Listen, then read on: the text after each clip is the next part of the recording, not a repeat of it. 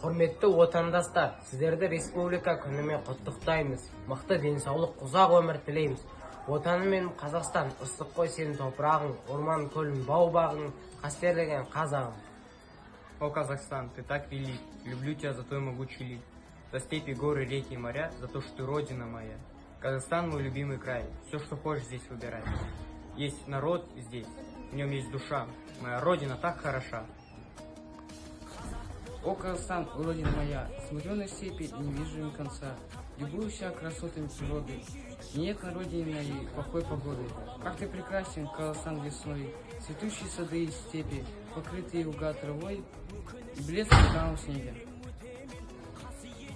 Әрбір қазақ батыры желбіретін көк туын, кең байтақ жерің бар. Егін егіп оң жайған, көзде бізген егінді жинап алып ас қылған. Аман болсын ел жұртым, тыныш болсын отаным. Казахстан — это имя страны, Казахстан — это имя весны, Казахстан — это имя свободы, Казахстан — это солнечный свет, Казахстан — это крылья побед. Пусть на твоей земле мой Казахстан прекрасный. Смеются дети, цветят сады, не будет тесно людям разных наций.